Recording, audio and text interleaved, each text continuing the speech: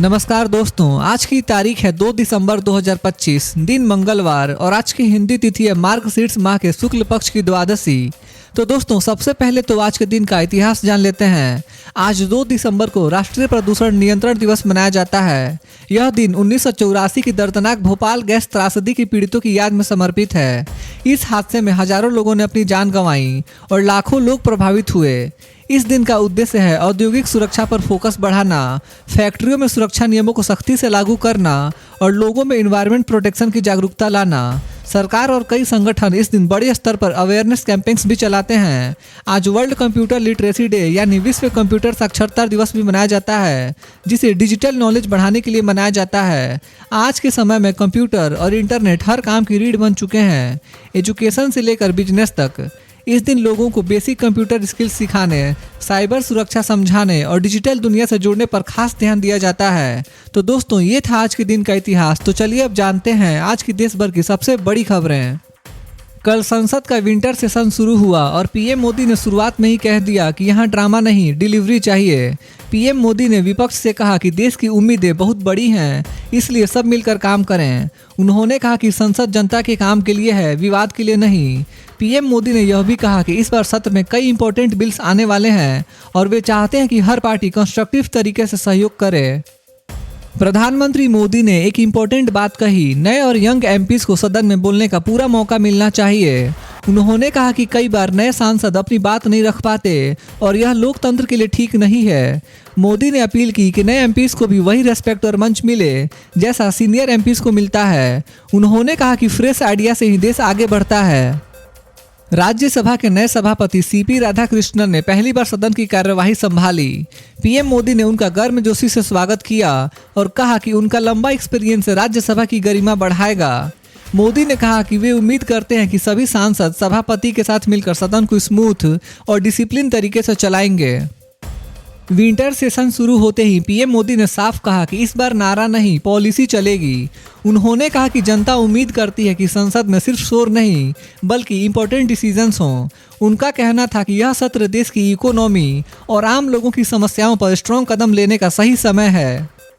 PM Modi ने आज कहा कि भारत ने फिर साबित किया है कि डेमोक्रेसी काम करती है। उन्होंने कहा कि जनता को भरोसा रखना चाहिए कि सरकार और संसद दोनों मिलकर लोगों की जरूरतों को पूरा करेंगे। मोदी ने भरोसा दिलाया कि इस सत्र में सरकार ऐसे फैसले लाएगी जिनसे आम लोगों को सीधा बेनिफिट होगा। प्रधानमंत्री मोदी ने आज अपोजिशन पर सीधा अटैक किया और कहा कि कुछ दल अभी भी इलेक्शन से मिली हार से बाहर नहीं आए हैं। उन्होंने कहा कि अगर विपक्ष कंस्ट्रक्टिव तरीके से सहयोग करे तो संसद में बड़े फैसले लिए जा सकते हैं। उन्होंने अपील की कि विपक्ष हंगामा छोड़कर डेवलपमेंट और पब्लिक इश्यूज पर सीरियस चर्चा करे। विंटर सेशन से ठीक पहले पीएम मोदी ने देश को संदेश दिया है।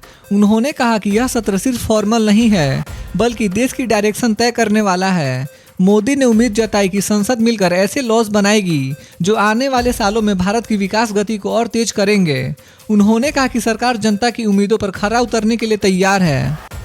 पीएम मोदी ने फिर दोहराया कि यंग एमपीज देश का फ्यूचर हैं और उन्हें ज़्यादा मौका मिलना चाहिए। उन्होंने कहा कि कई यंग लीडर्स अच्छे आइडियाज़ लेकर आते हैं लेकिन उन्हें बोलने का समय नहीं मिलता। मोदी ने कहा कि ये बदलाव जरूरी है ताकि संसद में नई सोच और नई ऊर्जा आए। इस बार सरकार कई इंपॉर्टेंट और सेंसिटिव बिल्स संसद में लाने जा रही है। पीएम मोदी ने कहा कि उनका फोकस इकोनॉमी, जॉब्स और गवर्नेंस को मजबूत करने पर होगा।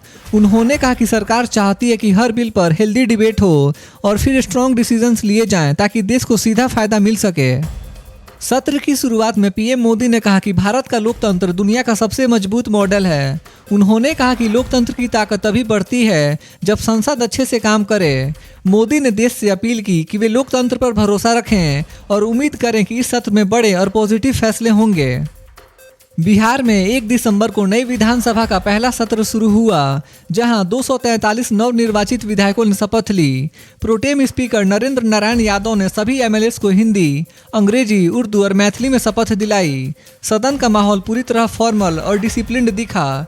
नए सत्र के साथ नीतीश कुमार सरकार अपने कामकाज की शुरुआत कर रही है और जनता की उम्मीदों पर खरा उतरने का वादा किया गया है। शपथ ग्रहण के बाद तेजस्वी यादव ने उप मुख्यमंत्री सम्राट चौधरी से हाथ मिलाया। जिससे माहौल थोड़ा फ्रेंडली दिखा। वहीं दूसरे डिप्टी सीएम विजय कुमार सिन्हा ने शपथ के तुरंत बाद सीएम नीतीश कुमार के पैर छूकर सम्मान जताया, जो काफी सिंबॉलिक मोमेंट रहा। नीतीश और तेजस्वी का सदन में पहली बार आमना सामना भी हुआ। बिहार में 1 से 5 दिसंबर तक चलने वाला यह विधानसभा सत्र काफी महत्वपूर्ण माना जा रहा है। एमएलएस की शपथ के बाद 2 दिसंबर को नए स्पीकर का चुनाव होगा। 3 दिसंबर को गवर्नर आरिफ मोहम्मद खान सदन को संबोधित करेंगे और सरकार की प्राथमिकताएं बताएंगे। चौथे और 5वें दिन धन्यवाद प्रस्ताव और बाकी कामकाज पूरे होंगे। इस सत्र में law and order, development projects और नई डिजिटल व्यवस्था जैसे मुद्दों पर चर्चा होने की उम्मीद है। विपक्ष की ओर से तेजस्वी यादव का पहला बड़ा भाषण भी सबकी नजरों में रहेगा। लखनऊ में सीएम योगी आदित्यनाथ ने जनता दर्शन में लोगों से मुलाकात की। प्रदेश के अलग अलग जिलों से आए फरियादियों ने अपनी शिकायतें सीएम को दी। जमीन विवाद, पुलिस कार्रवाई और सरकारी दफ्तरों से जुड़ी समस्याएं सबसे ज्यादा रहीं। योगी ने अधिकारियों को तुरंत एक्शन लेने का आदेश दिया। 2 लोगों को आर्थिक मदद का भी भरोसा दिया गया। इस दौरान सीएम ने बच्चों से भी बात की और उन्हें पढ़ाई पर फोकस करने की सलाह दी। सीएम योगी ने धान खरीद को लेकर कड़ा निर्देश दिया कि जो भी किसान खरीद केंद्र पर धान लेकर आए उसका धान हर हाल में खरीदा जाए। योगी ने कहा कि किसानों को पेमेंट में देरी बिल्कुल नहीं होनी चाहिए और पैसा सीधे उनके बैंक अकाउंट में भेजा जाए। सरकारी अफसरों को साफ चेतावनी दी गई कि किसी भी किसान को सेंटर पर परेशान न किया जाए। सरकार का दावा है कि इससे खरीद प्रक्रिया फास्ट एंड ट्रांसपेरेंट बनेगी। हरियाणा के झज्जर में एक धार्मिक कार्यक्रम में सीएम योगी आदित्यनाथ ने लोगों को समाज में फैल रही बुराइयों से सावधान रहने की अपील की।